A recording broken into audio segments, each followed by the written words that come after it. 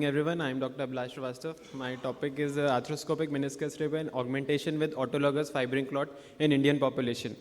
Meniscal tears are one of the most common injuries and are found in patients of all age groups, which could be due to degeneration, trauma, or due to any discoid meniscus. Many techniques have been used in past, such as rasping, vascular access, platelet-rich plasma, fibrin glue, facial sheath coverage, the rasping of intracondylar notch, which helps to increase the success rates of meniscus repair. In our study, we tried to evaluate the clinical scores of patient having meniscal tear augmented with autologous fibrin clot in Indian scenario with inside-out repair method.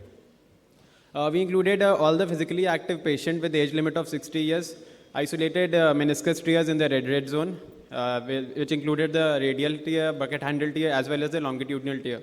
Meniscus repair, we also included meniscus repair with the associated ACL injuries because the isolated meniscus repairs were hard to find. The injury should be less than 3 months and the patient should be willing for the post-op rehab. We excluded patient with arthritis or any synovitis, rheumatoid arthritis, infection, any complex tears, the multi-ligament injuries, meniscus tears that are associated with injuries other than ACL, meniscus root avulsion, and abnormal alignment of the lower limb. This was a prospective study. Our study group included 35 patients, and the clinical criteria were the history of knee pain, symptoms of locking, joint line tenderness, positive McMurray's test, and a positive tear in MRI. Viewing through anterolateral portal, freshening of the periphery with rasp was done till pinpoint bleeding was seen, and the excision of avascular meniscus edges were done. The pie crusting were done in the tight medial compartment with an 18-gauge needle.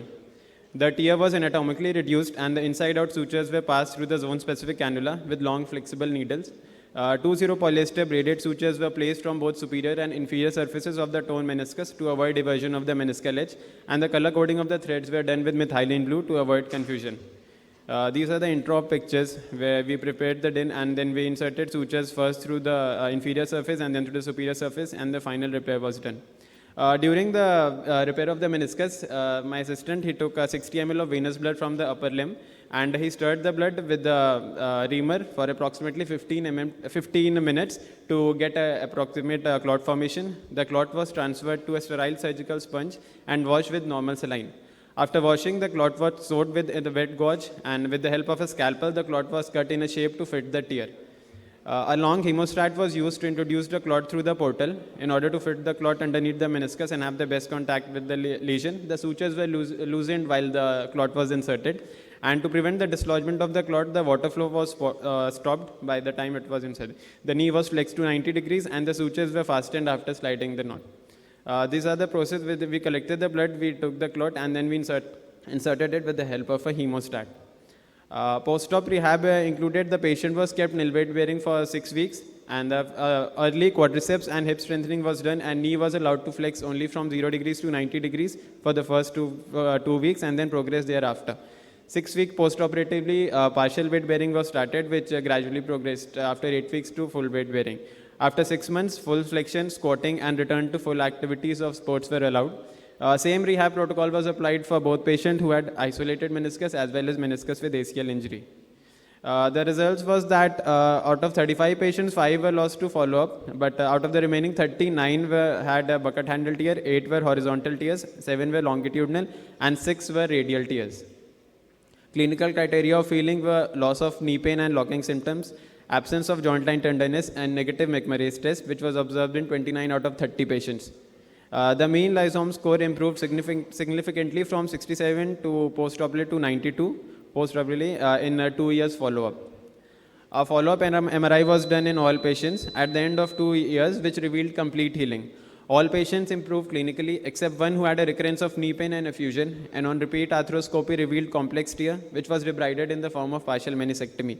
Paresthesia in the anterior part of the knee was observed in 2 cases, which resolved in 6 months. These are the first picture shows the pre-op MRI, and the second picture shows the post-op MRI after 2 years, and the patient also had complete knee flexion post the procedure. Most studies show that the patients on whom meniscectomy were performed had articular cartilage degeneration.